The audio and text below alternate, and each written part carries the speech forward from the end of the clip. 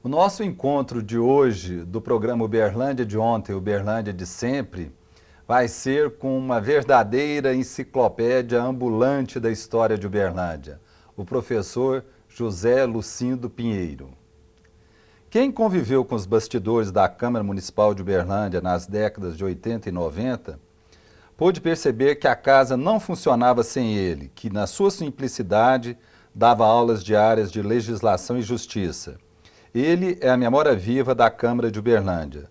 Tudo que alguém queria conhecer um pouco mais a fundo, todos os vereadores diziam. Pergunta para o professor Lucindo. Por quanto tempo o senhor se dedicou ao legislativo? Celso, primeiro eu preciso agradecer essa oportunidade que você me dá, junto com a sua equipe, de estar aqui falando ao povo de Uberlândia.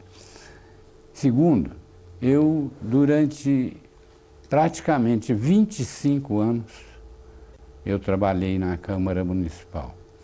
Durante 20 anos como secretário-geral e 6 anos como assessor do Felipe Atier. Nesses 25 anos, a gente pesquisou e aprendeu o que é a essência do poder legislativo e, principalmente, o que é o legislativo municipal. Qual a principal lição ou aprendizado que o senhor tirou de tantos anos de trabalho? Dá para confiar em político? Olha, essa é uma pergunta embaraçosa, porque diante do que nós estamos vivendo, a gente generaliza e acha que todos os políticos são pessoas sem ética. Entretanto, nesses 25 anos, eu posso afirmar que uma boa parte dos vereadores que eu conheci foram pessoas de rigorosa ética e que trabalharam realmente no interesse da cidade. Desde a Câmara Municipal funcionando lá no Palácio dos Leões, como também aqui, onde ela funciona no Centro Administrativo Virgílio Galassi. O senhor nunca concorreu a nenhum cargo público, né? Eu concorri. Se não me engano, foram 2 vezes entrei numa candidatura para vereador, mas a gente é pouco conhecido, naquele tempo era ainda pela cédula, e a cédula facilmente escapava da mão da gente para de outro, não é? Então... Era muito questionável os métodos de apuração. Então, os métodos de apuração eram questionáveis realmente, viu? Senhor, durante esse tempo todo que o senhor viveu na Câmara, qual foram os projetos assim, mais cômicos e absurdos que o senhor viu passar por lá? Projeto de lei mesmo era muito difícil passar, porque havia muito rigor por parte da mesa em descartar qualquer projeto que, vamos dizer, não fosse condizente com a vida da cidade, não estivesse dentro da legalidade, então era descartado. Mas requerimentos nós tivemos muitos, e um deles é até conhecido. Primeiro, um requerimento que fala da caça às baleias, que se fizesse uma correspondência ao presidente Figueiredo para que proibisse a caça das baleias na região. Quer dizer, não estava de acordo com os nossos rios receber baleia. Outra coisa que aconteceu foi um requerimento também para que se colocasse uma locomotiva na Praça Sérgio Pacheco para significar a presença da Mogiana na vida da cidade. Então, houve muito requerimento nesse sentido, mas projeto de lei mesmo, não houve nenhum assim estranho, não. Nesse ambiente assim tão rico de ideias e ideologias, já deve ter surgido algumas disputas assim bastante acirradas. O senhor tem lembrança de algum caso interessante de divergência de vereadores? Olha, eu vi duas situações muito engraçadas. O Roberto Batista era moço, jovem. Uma ocasião, ele era secretário da mesa, então o presidente estava ausente, ele ficou como presidente. E o Bailone ocupou a presidência, né? Então, o Roberto, naquele tempo, o vereador tinha um prazo fixo para falar e rigorosamente acabou aquele prazo, ele não falava mais. Então, o Roberto cortou a palavra do Bailone, né? Quer dizer, caçou a palavra do Bailone porque ele já tinha excedido o tempo dele. E o Bailone, ao invés de sair da tribuna, chamou o Roberto de presidente Bocó e que ele não ia parar de falar e continuou falando e a sessão tumultuou, né? Houve também algum outro episódio com o mesmo Roberto, ele estava da tribuna dizendo que encontrou aqui na Avenida Floriano uns 5 animais andando livremente pela rua, né? Então o vereador Ari Novaes Rocha, que era muito irônico, muito engraçado, ele levantou, pediu uma parte e perguntou para o Roberto: talvez você tenha enganado, não eram 6? Professor Lucindo, hoje as sessões da Câmara são transmitidas ao vivo e há sempre uma pressão popular muito mais forte do que no passado. Antigamente, quem assistia às sessões era só o Astolfo? Não, havia o Astolfo, o Francilino,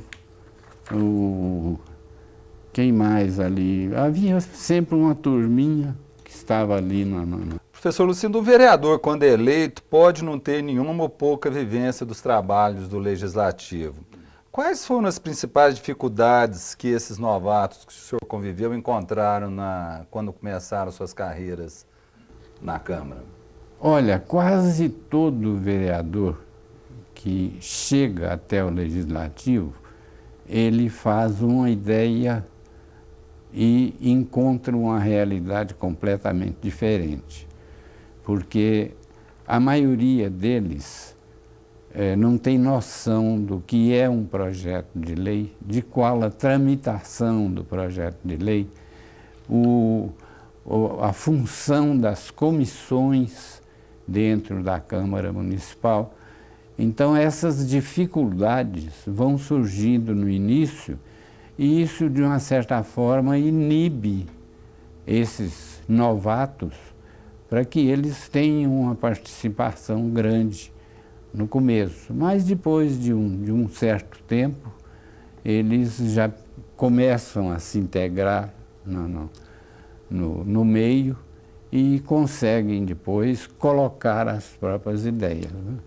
Como o senhor avalia as dificuldades de se construir uma imagem de uma casa como a Câmara de Vereadores, tendo em vista que a maioria dos vereadores estão preocupados muito mais na sua projeção de carreira?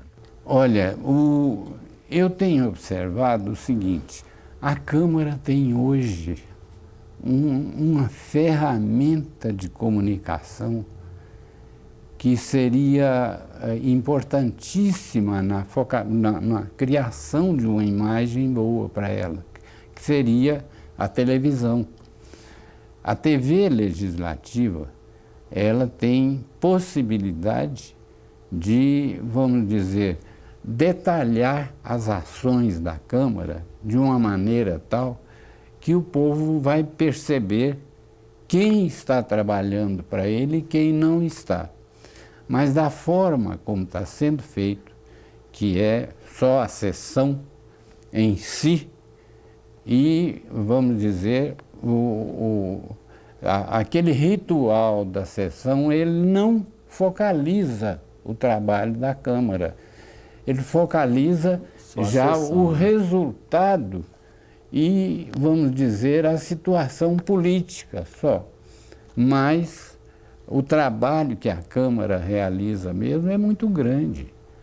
Ela pode utilizar esse meio e conseguir projetar a sua imagem na cidade de uma maneira diferente.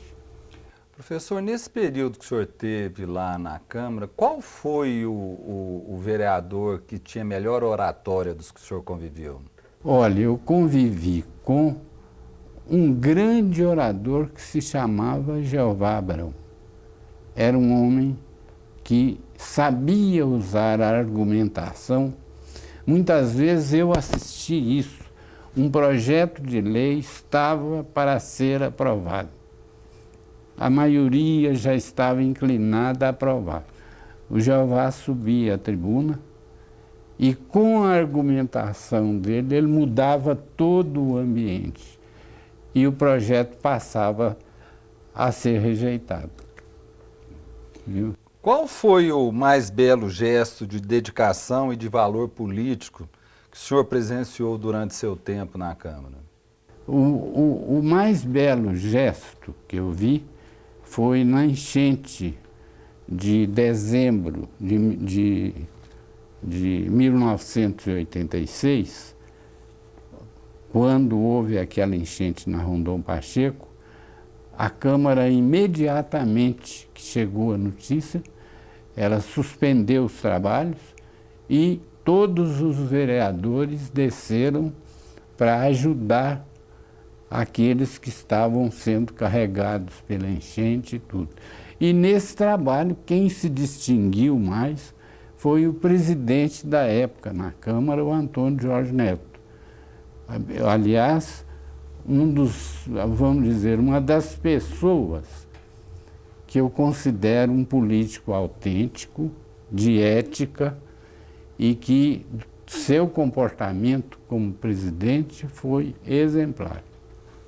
E é bom lembrar que nessa época a Câmara funcionava lá Funcionava lá no prédio do Palácio dos Leões, como é chamado. Aliás, essa expressão, Palácio dos Leões, ela surgiu do jornalista Marçal Costa.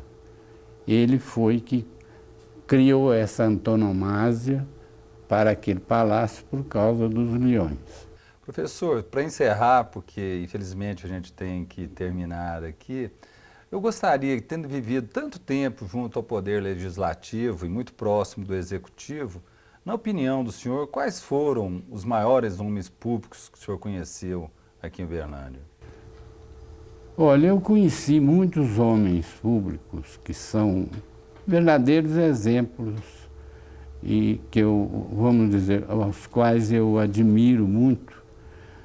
No passado, eu admiro o Renato de Freitas, que foi um homem corretíssimo, uma pessoa, vamos dizer, que deu exemplo de política, deu exemplo de exercício de administração e de política. Eu respeito muito o José Espíndola como secretário e como, vamos dizer, alguém ativo em favor da cidade, pelo que ele realizou em matéria de abastecimento de água, né? Respeito muito o nosso prefeito Virgílio Galassi, que durante todos os seus mandatos era um homem que amava a cidade e pensava 20 anos na frente. Então era uma pessoa respeitável nesse sentido. E, aliás, e outros. Agora, na Câmara Municipal, eu vi presidentes que são exemplo. O Eudécio Casasanta foi uma pessoa que deu exemplo como presidente. O Antônio Jorge Neto, o Dorivaldo. Naquela época foram esses os que se distinguiram.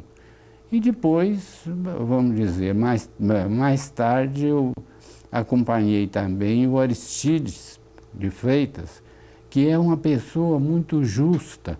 O Aristides pode não ser uma pessoa expansiva, que fala muito e tudo, mas ele é uma pessoa muito justa. O que é de lei, ele respeita.